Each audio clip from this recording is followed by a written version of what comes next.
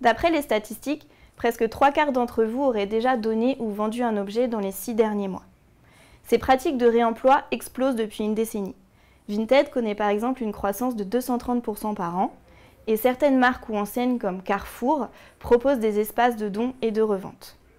Si la littérature a bien expliqué les raisons ou les freins de ces pratiques, elle n'a que peu cherché à comprendre comment font les individus pour redonner une seconde vie à leurs objets. Comment recréent-ils de la valeur avec des objets qui étaient souvent gaspillés et inutilisés?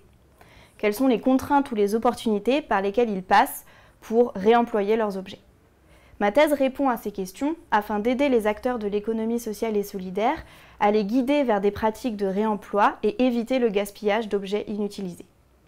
Pendant 2 ans, j'ai mené une étude qualitative longitudinale auprès de 28 personnes, à l'aide d'entretiens, d'observations ou de journaux de bord, afin de comprendre les étapes et les logiques qui guident les individus dans ces processus de désappropriation et de revalorisation de leurs objets. En général, ils ont tendance à éloigner des espaces de vie principaux les objets inutilisés pour diminuer leur valeur affective, financière ou utilitaire. Ensuite, ils attendent qu'un déclenchement externe arrive, comme par exemple un déménagement, pour faire du tri, faire le choix de la séparation et du réemploi. Ce choix repose sur différents facteurs. La valeur résiduelle de l'objet, qui est la valeur qu'on lui attribue dans sa fin de vie, les ressources et compétences qui sont à disposition des individus, ainsi que la valeur perçue de la pratique de don ou de vente. Ainsi, un individu qui estime que Vinted est trop compliqué, lui prendrait trop de temps et demande trop de compétences commerciales, va avoir plutôt tendance à donner ses objets.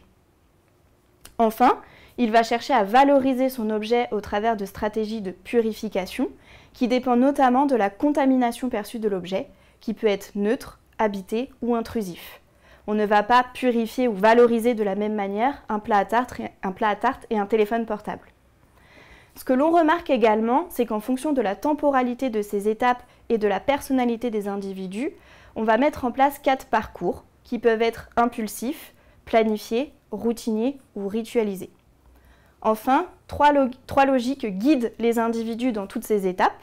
La première est une logique civique, où l'intérêt collectif et citoyen prédomine. La deuxième est une logique marchande, où l'intérêt personnel et financier prédomine. Et enfin, une logique domestique, où les individus sont plutôt guidés par le social et la proximité. Un des enjeux pour les acteurs de l'économie sociale et solidaire, à la suite de cette thèse, est de mieux cibler les individus en fonction de ces parcours et de ces logiques.